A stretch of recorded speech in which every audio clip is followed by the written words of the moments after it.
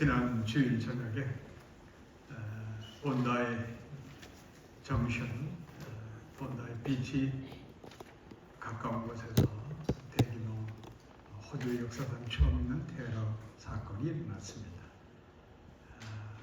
이번 사건을 통해서 가족을 잃은 가정들이 많이 있습니다. 이 시간 그들 가족을 위해서 잠시 우리 함께 묵상으로 기도드리고 설교 말씀을 시작하도록 하겠습니다. 우리 기도하겠습니다.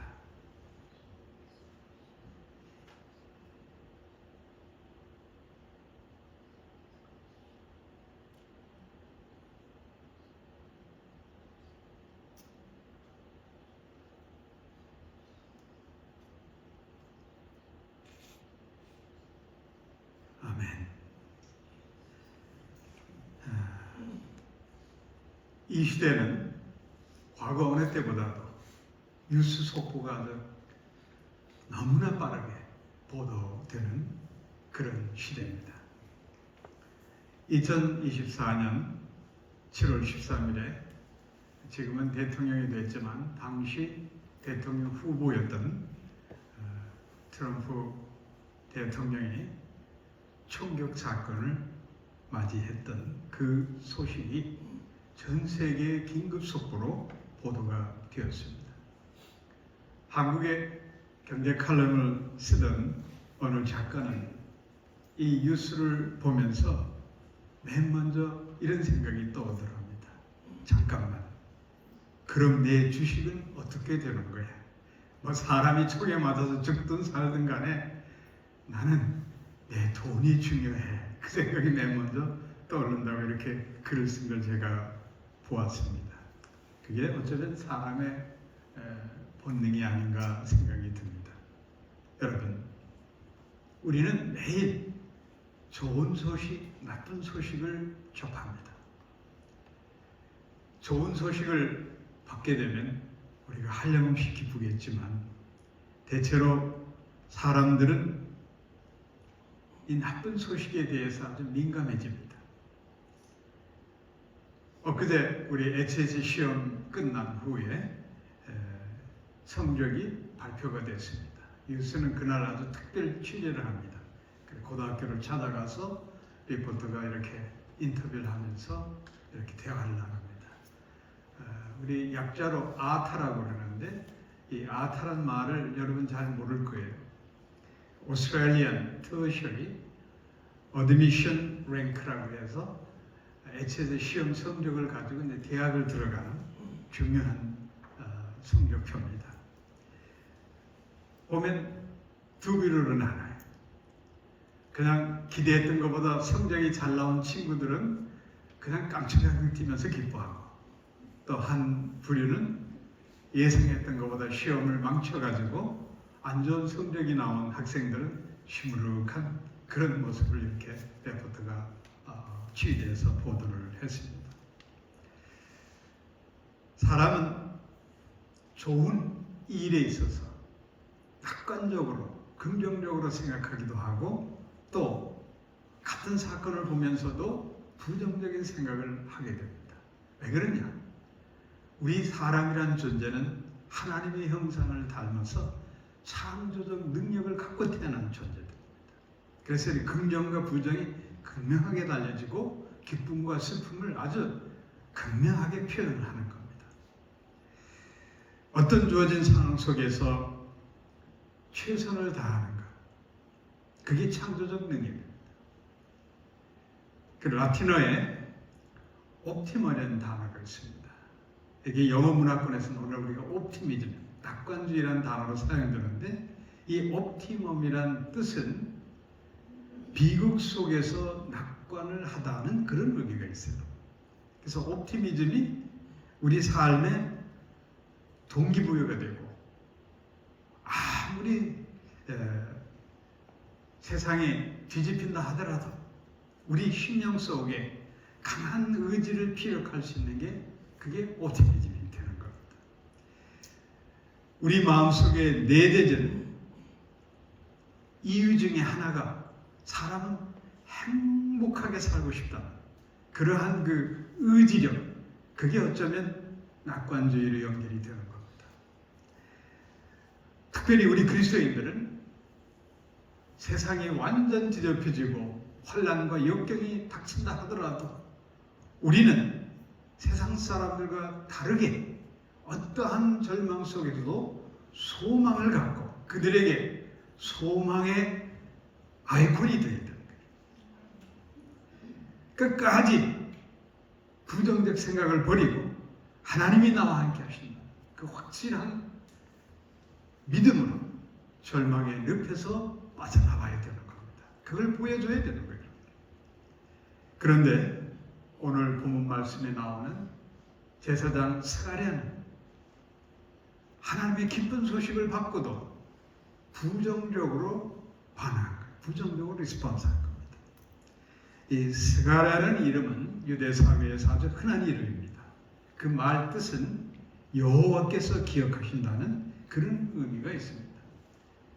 이 스가랴가 가브리엘 천사를 만나서 기쁜 소식을 전해주면 하나님께서 늘 나를 기억하시고 내 기도를 응답하셔서 이런 좋은 소식을 주셨구나 라고 받으면 좋은데 그렇지 못했습니다.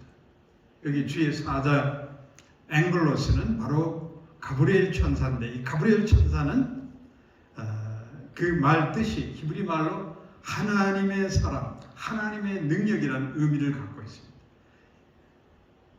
우리는 상세하게 알 수 없지만 분명한 사실, 성경을 통해서 보면은 하늘나라에 하나님의 시중을 두는 천사들이 있는데 그 많은 천사들이 계급상입니다. 1계급에서 아마도 10계급까지 이런 단계적인 계급이 있다고 저는 봅니다. 그래서 1계급군에 속하는 게 가브리엘, 미카엘 천사입니다. 그러니까 하나님께서 당신을 대신해서 1계급 천사, 기쁜 소식을 전하는 가브리엘에게 스가랴를 찾아가서 내 기도가 응답됐다. 기뻐하라. 좋은 소식을 너에게 주노라. 하는 말씀을 그대로 받았으면 좋았는데 스가랴 선지자는 엉뚱하게 대답을 합니다. 본문 18절에 보면은 내가 이것을 어떻게 알리요? 내가 늙고 아내도 나이 많습니다. 이렇게 부정적으로 대답을 합니다. 이게 결코 겸손한 자세가 아니에요. 이거는 결정적인 순간에 하나님의 기도 응답에 대한 불신앙의 표현이 되는 거예요. 스가랴와 그의 아내 엘리사벳이 나이 들어가는 그 상황 가운데서 대제사장이 되려고 하면 대를 이어가야 됩니다. 스가랴는 아들을 얻어야 되는데 나이 늦도록 아들을 얻지 못합니다. 그런데 하나님께서 직접 가브리엘 천사, 제1천사장을 보내주면서 너희 기쁜 소식을 전하노라. 아주 좋은 소식을 전하노라. 내 기도가 응답됐다. 그 소식을 받고 스가랴는 아니 합리적으로 생각해보면 내가 늙고 나이가 많아서 있을 수 없는 일입니다. 라고 이렇게 겸손을 떠는 것 같지만 불신앙을 고백하는 거예요. 그래서 가브리엘 천사는 스가랴에게 엄중하게 경고합니다. 본문 20절에 보면 보라 이 일이 되는 날까지 아들을 낳는 그날까지 내가 벙어리가 되어 너희 말을 못하리라. 이는 내 말을 하나님의 말씀이죠. 내가 믿지 않았기 때문이다. 때가 이르면 이루리라. 경고합니다. 자, 여러분, 스가랴는 좋은 소식, 굿뉴스를 아멘, 주여 감사합니다. 내 기도를 응답해 주셨으니 할렐루야 감사합니다. 이렇게 리스폰드 하면은 얼마나 축복되고 좋은 일이 생깁니까? 그런데 부정적으로 리스폰싱 하다 보니까 어떻게 됐어요? 불신앙 때문에 벙어리가 되어버린 겁니다. 요한이 출생하는 내용이 누가복음 본문 51, 7절에서 66절까지 계속 이어집니다. 그 내용을 읽어보면 이 스가랴가 가브리엘 천사를 만나고 벙어리가 됐는데 나중에 뭐 듣지도 못했는 것 같아요. 그 서판에다가 자기 아들 하나님 계시로 받은 요한이라는 이름을 써서 침례 요한의 이름을 요한으로 기록을 하는 걸 보면은 귀도 막히고 입도 벙어리가 돼서 아무 일도 못하는 얼마나 답답한 시간을 보냈겠습니까? 사랑하는 성도 여러분, 우리는 늘 믿음 가운데 하나님이 내게 은혜를 주신 것에 대해서 아멘 주님 감사합니다. 축복의 언어를 사용하고 그리고 그 고백 속에서 하나님의 능력이 나타나도록 해야 됩니다. 스가랴처럼 어리석게 하나님이 직접 천사를 통해서 보내주시는 그 메시지를 받고도 그거는 있을 수가 없는 일이다. 기껏 기도해놓고 그게 뭔 어리석은 일이겠습니까? 사랑하는 성도 여러분, 로마서 10장 10절 말씀 우리는 늘 마음속에 새기고 살아야 됩니다. 사람이 마음으로 믿어 의에 이르고 입으로 시인하여 구원을 얻는다. 우리가 믿은 걸 입으로 시인해야 되는 거예요. 좋은 일을 좋다고 얘기해야 되고 하나님의 축복을 감사함이라도 우리 입술로 증거해야 됩니다. 우리는 분명히 알아야 됩니다. 내 인생의 생사화복은 내 입술에 달려 있습니다. 특히 믿는 사람들은 그냥 얘기하는 게 아니에요. 내 신앙을 고백하는 거거든요. 그렇기 때문에 늘 우리 입술을 축복의 언어로 써야 되는 겁니다. 가브리엘 천사가 스가랴에게 맨 먼저 전해준 소식은 다른 거 아니에요. 무서워 말라. 너의 간구함이 들린지라. 기도 응답의 소식을 주는 거예요. 얼마나 기쁩니까? 그런데도 가브리엘 아이고 나도 늙고 내 아내도 어쩌고 저쩌고 늙고 여기서 늘 그 당시에 스가랴 선지자 스가랴 제사장이 있던 예수님 당시에 늙음은 50세로 이런 50살이면 과학적인 생리학적으로도 충분히 자녀를 낳을 수 있는 나이예요. 그런데도 나이가 많습니다. 그러면 아브라함은 어떻습니까? 아브라함 100세의 아들을 낳은 거 아니에요. 이게 얼마나 기도해놓고 어리석인 말을 입에 담았습니까? 사랑하는 성도 여러분, 오늘 간구함을 들었다. 헬라어 원어 성경에 보면 이 간구란 뜻을 데시스란 단어를 씁니다. 보통 기도하면은 성경에 보면 신약성의 헬라어로 쓴 단어에서는 프로시케라는 단어를 쓰는데 여기서는 데시스란 아주 특별한 기도를 성경 기자들이 쓸 때 이 데시스란 단어를 씁니다. 마치 이 사건은 스가랴가 오늘 가브리엘 천사가 간구함을 응답했다. 이 특별한 기도, 엘가나 제사장과 그의 아내 한나의 이야기와 사무엘 선지자를 낳는 그 사건과 너무나 흡사한 내용입니다. 자, 여러분, 우리에게 필요한 것은 하나님의 음성을 들을 때마다 천사를 통해 직접 전해준 그 하나님의 거룩한 말씀을 아멘으로 받아들일 때에 하나님의 역사가 일어나는 거예요. 거기에 한치 의심이 있어서는 안 되는 거예요. 왜 기도 응답이 안 되고 기도가 주님 앞에 연락되지 않나? 기도하면서도 마음 한구석에 의심을 하고 있는 거예요. 우리 옛말에 의심안귀라는 말이 있어요. 의심안귀라는 말. 그 말이 무슨 말인고 하면은 사람이 의심이 싹 트면 없던 귀신도 들어온다 그런 말이에요.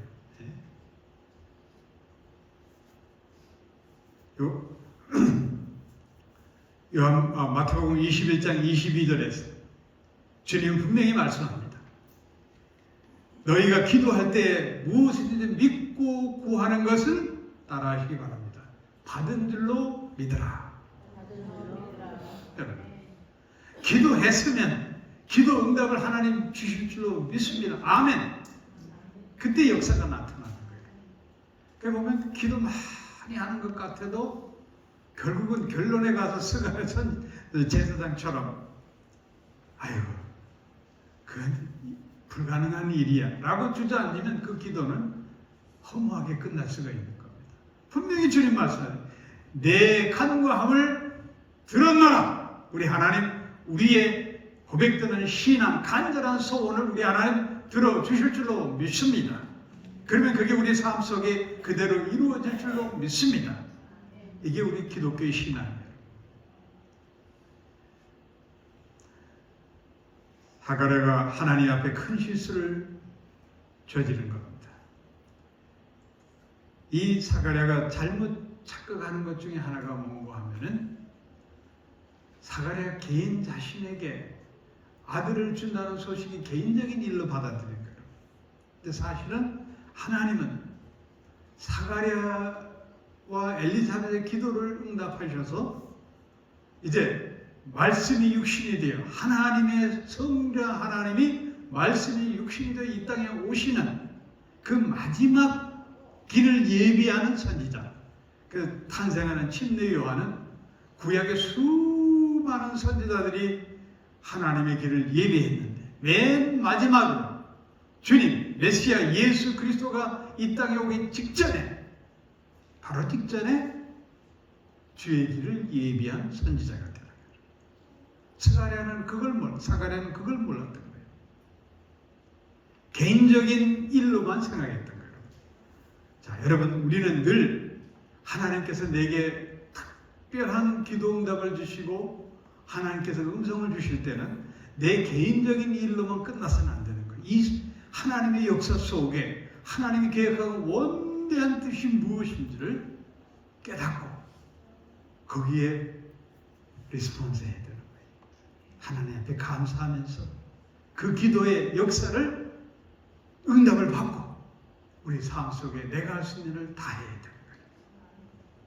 사랑하는 성도 여러분, 제가 볼 땐 그래요. 이 사가랴를 벙어리로 하나님 만드신 것은 이스라엘 역사의 연장선이 아닌가, 저는 그렇게 생각해요. 말라키 선지자가, 우리가 신약 성경 직전에 있는 말라키 선지자, 이 마지막 말라키 선지자까지 하나님께서 선지자를 통해서 하나님이 이스라엘 백성에게 말씀을 주십니다. 그런데 말라키 선지자 시대에 말라키 선지자는 하나님의 음성을 듣고 그대로 여호와 하나님께서 내가 너희를 사랑하노라 이스라엘 백성에게 선포를 했어요. 그런데 이스라엘 백성은 어떻게 리액션하느냐? 주께서 언제 우리를 사랑하셨나이까? 이렇게 앙탈을 부린 거예요, 여러분. 그러니까 하나님이 마음이 막히셔가지고 침묵하신 거예요. 그래서 예수님 탄생 직전까지 400년 동안 선지자가 없던 시대가 돼요. 침묵하시는 시대가 되는 거예요. 그런 가운데 있다가 침례 요한이 등장하는 거예요. 그렇게 되면 보면, 그래서 침례 요한이 탄생하기 직전까지 사가랴도 믿음이 없으니 입을 딱 다물도록 그렇게 역사하지 않았나, 저는 그렇게 성경을 해석합니다. 자, 여러분, 하나님의 백성이 하나님 믿지 못하고 하나님 말씀을 받고도 의심하면 하나님께서 역사하실 수가 없는 거예요. 그러다 보면 우리 삶 속에 아무런 일도 일어나지 않는 겁니다. 셰익스피어도 그런 말을 했어요. 의심과 근심은 생명의 적이다. 여러분, 우리가 의심하기 때문에 못 믿는 거예요. 이 의심한다는 말은 헬라어로 디아크리노마이라는 단어인데, 이 뜻은 뭔가 하면은 두 의견 사이에 망설인다는 뜻이에요. 내가 이걸 할까 저걸 할까. 그 의심한다는 자체가 뭔가 하면은 내가 믿을까 말까, 할까 말까, 확신이 없는 거예요. 그렇게 되면 아무 역사가 일어나지 않아요. 그래서 사도 야고보는 야고보서 1장 6절 7절에 이렇게 말씀합니다. 오직 믿음으로 구하고 조금도 의심하지 말라. 의심하는 자는 마치 바람에 밀려 요동하는 바닷물결 같으니 이런 사람은 무엇인지 죽게 얻기를 생각하지 말라. 이 의심은 마귀가 우리 마음을 복잡하게 만드는 거라 생각해요. 주 예수 이름으로 의심하기를 물리치시기를 축원합니다. 하나님을 믿어야, 하나님 말씀을 아멘으로 받아야, 그래야 하나님께서 역사하시는 거예요. 네? 의심하면은 nothing, 아무 일도 일어나지 않는 거예요. 우리 찬송가 189장 좋은 가사가 있어요. 마음에 가득한 의심을 깨치고 지극히 화평한 마음으로 주 예수 이름을 여러분 부르시기를 축원합니다. 그래야 성령 충만함이 되고 하나님께서 성령 충만한 가운데 우리의 그릇을 하나님의 거룩한 것으로 사용하게 되는 겁니다. 우리 신앙생활에 여러분 큰 걸림돌이 무엇인지 아십니까? 여러분의 그 나쁜 옹고집이, 그게 우리 신앙생활의 걸림돌이에요. 좋게 얘기해서 옹고집이지만 좀 속된 말로 똥꼬집이에요. 그 쓸데없는 그 옹고집, 그것 때문에 우리의 믿음 생활도 흔들리고 삶 자체가 힘들어지고 시험 많이 당하게 되는 거예요. 확실하게 믿어야 돼요. 이게 옹고집이 강한 사람은 모든 걸 자기 생각하고 마음 씀씀이 모든 걸 자기 구미에 맞추려고 하는 거예요. 그러다 보니 하나님의 음성이 들리질 않아. 그리고 이 옹고집이 강한 사람들의 특징이 뭔가 하면 사람들의 평판에 신경을 너무 많이 쓰고 살아요. 하나님 바라보고 우리 그리스도인들은 살아야 되는데 예수 믿는 사람이 이 옹고집에 있다고 하면 문제가 있는 거예요. 사람들만 나를 어떻게 생각해, 거기에 신경을 쓰다가 모든 인생의 에너지를 낭비하는 거예요. 그 다 헛되고 헛되기 되는 거예요.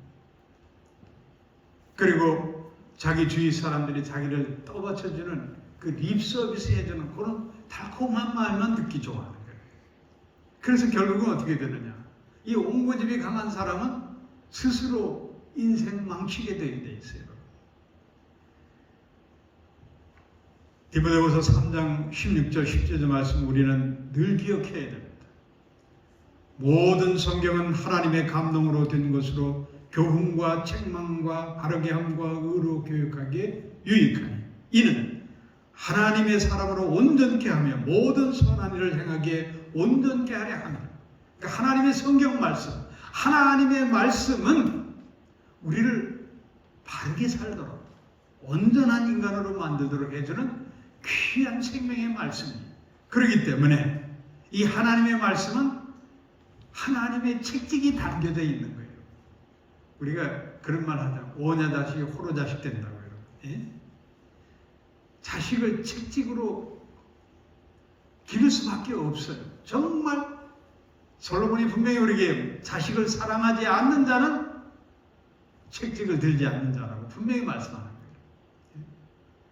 우리 하나님의 자녀가 하나님의 말씀에 책찍을 받아야 되는 거예요, 여러분.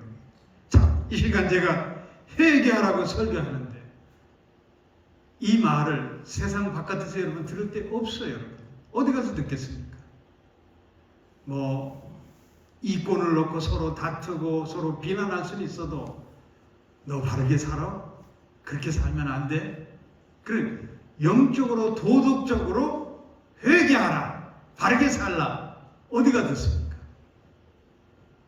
교회 나와 예배 드릴 때 설교 말씀 통해서 들을 수밖에 없는 거예요.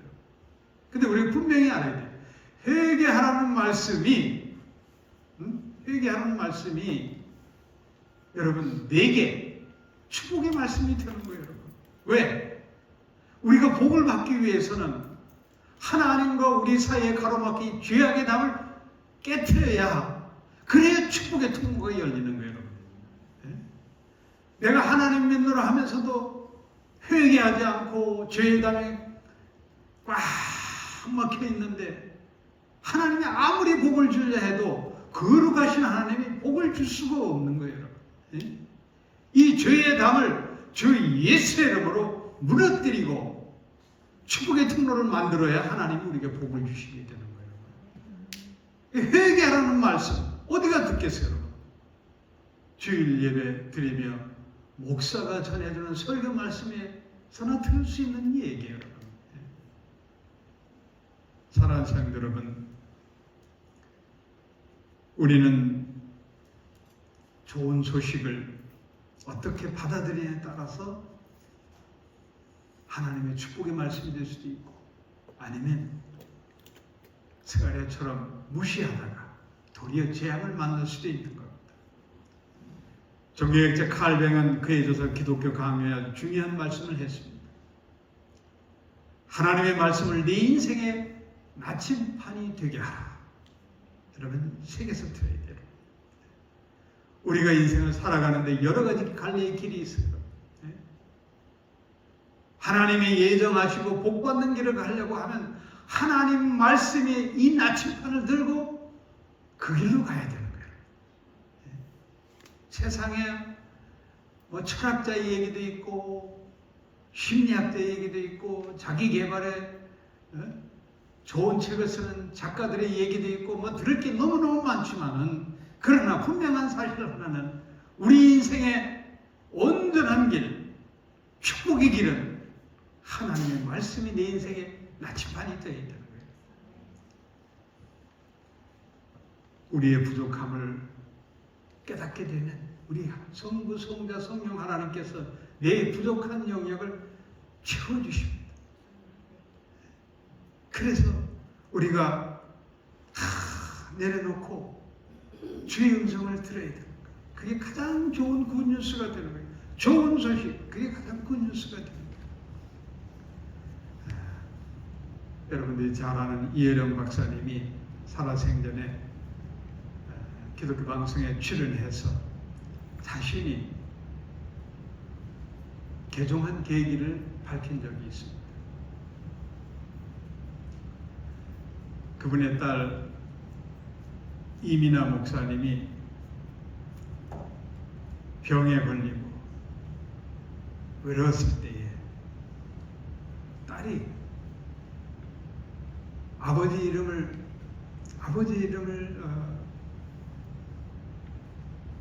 부르지 못하고 하나님께서 그 힘든 상황에서 하나님 아버지를 불렀다는 걸, 그걸 알았다는 거예요. 뭐 인간적으로 내가 딸한테 잘해주고 못해도 그게 문제가 아니라 아버지의 부재, 그 아버지의 부재를 성부 하나님께 위로해주고 채워주셨다는 걸 나중에 알았다는 거예요. 그래서 너무 미안해가지고 그래, 이민아 목사한테 미안하다, 내 소원이 뭐냐 그랬더니 이 딸 이민아 목사가 이렇게 얘기를 했습니다. 아버지, 나만 천국 가고 아버지 없는 천국에 제가 얼마나 쓸쓸하겠어요. 그 웃으면서 말하자. 그때 이제 이 박사님이 그래 예수 믿을게 그렇게 해서 예수님을 영접했다고 고백을 했습니다.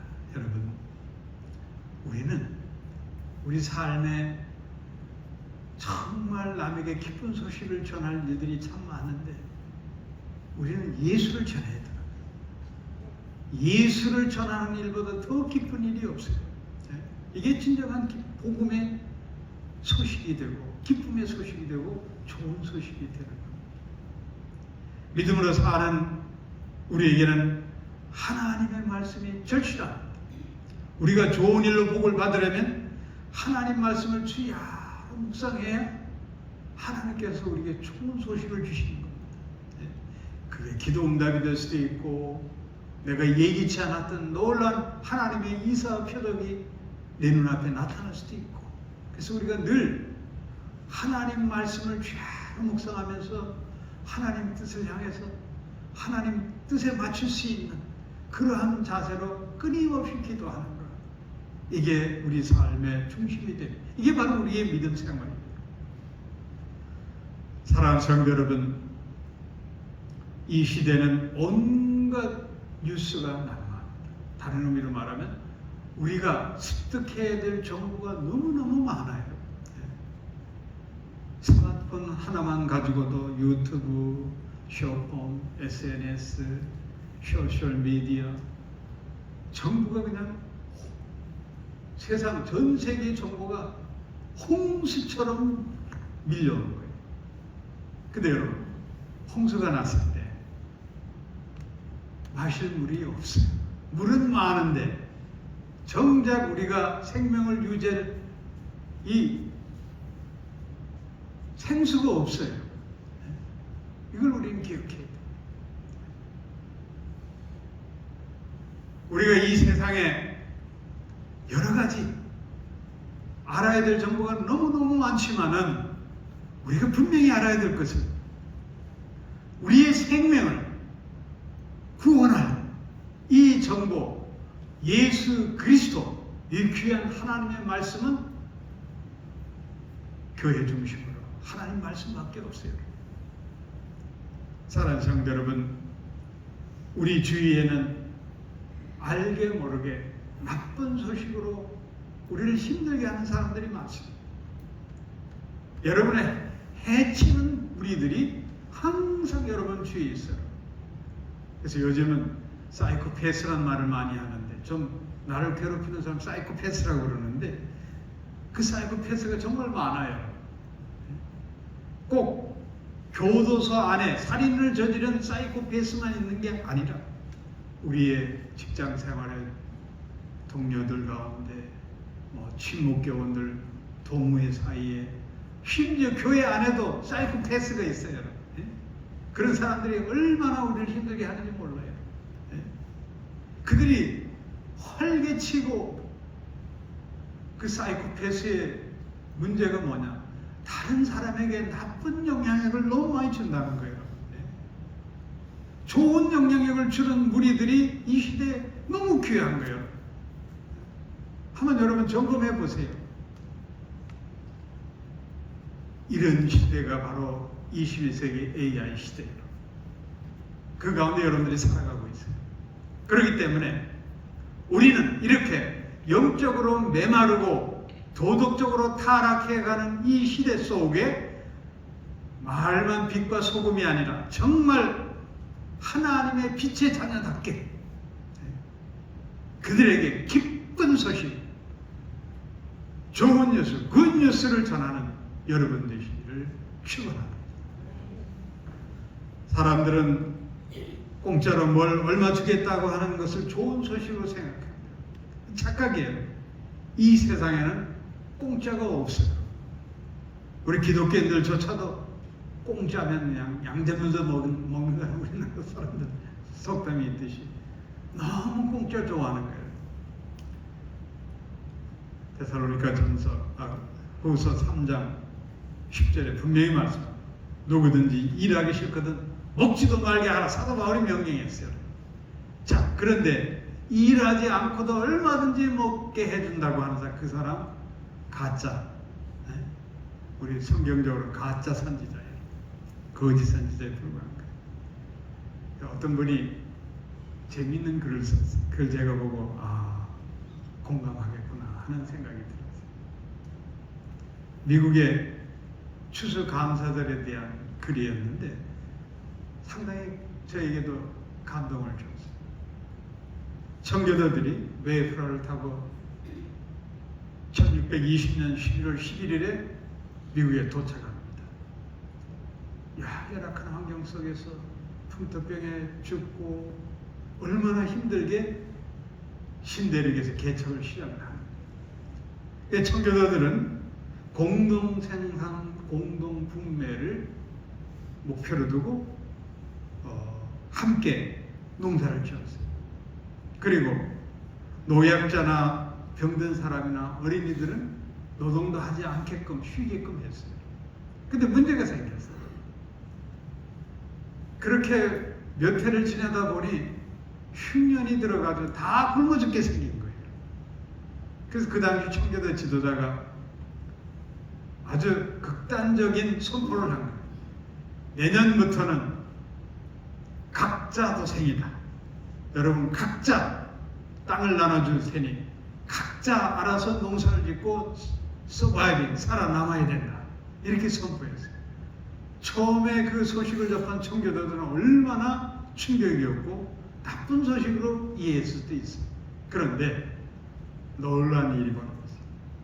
각자 도생, 각자 자기 땅에서 열심히 농사져서 살아야 되겠다.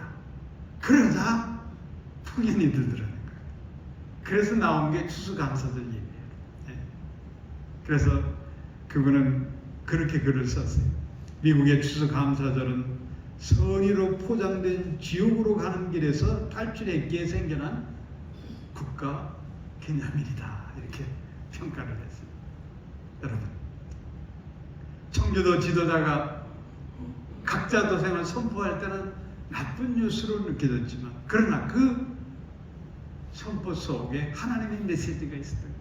그리고 그들의 후손들이 먹고 살아야 되고 그 땅을 하나님의 나라를 세우고 교회를 세우는 그러한 축복의 말씀이 그 속에 깃들어 있는 겁니다. 사랑하는 성도 여러분, 스가랴 제사장은 자기의 직무를 마치고 집에 돌아가서 하나님 예정하시고 축복하신 말씀대로 그의 아내 엘리사벳의 수태를 합니다. 그리고 엘리사벳이 임신 6개월이 지날 무렵 마리아가 방문해서 이렇게 찬송합니다. 이게 유명한 마리아 찬가입니다. 여자 중에 내가 복이 있으며 내 태중에 아이도 복이 있도다. 믿은 여자에게 복이 있도다. 주께서 그에게 하신 말씀을 반드시 이루리라. 누가복음 1장 42절 45절 말씀. 이렇게 축복해 줍니다. 스가랴는 침례 요한을 아들로 얻습니다. 예수님도 이 침례 요한을 마태복음 11장 11절에 보면 여자가 낳은 자 중에 침례 요한보다 큰 이가 일어남이 없도다. 이렇게 칭찬하셨어요. 대단한 인물을 낳은 겁니다. 왜? 하나님께서 그를 마지막 선지자로 존귀하게 사용하셨기 때문인 겁니다. 자, 사랑하는 성도 여러분, 이제서야 스가랴가 깨달았어요. 가브리엘 천사를 성소에서 만났을 때와 달리 그가 아들을 얻고 난 후에는 입이 열리고 하나님 앞에 이렇게 찬송을 합니다. 우리를 위하여 구원의 뿔을 그 종 다윗의 집에서 일으키셨도다. 이제 스가랴는 내 개인의 기쁨이 아니고 독생자 예수 그리스도를 이 땅에 보내신 다윗의 후손 예수 그리스도의 탄생하심을 하나님께 영광 돌리는 찬송으로 크게 드러내는 겁니다. 자, 여러분, 좋은 소식을 좋은 일로 받아들이면 하나님의 축복이 거기에 임하게 됩니다. 2000년 전 스가랴 제사장뿐만 아니라 우리도 21세기를 살아가는 이 시대에서 하나님께서 우리에게 주신 기쁘고 감사한 좋은 소식을 감사함으로 받고 하나님께 영광 돌리면 우리 삶에 좋은 일들이 일어납니다. 이 축복을 여러분 누리시기를 주 예수의 이름으로 축원합니다. 기도하겠습니다.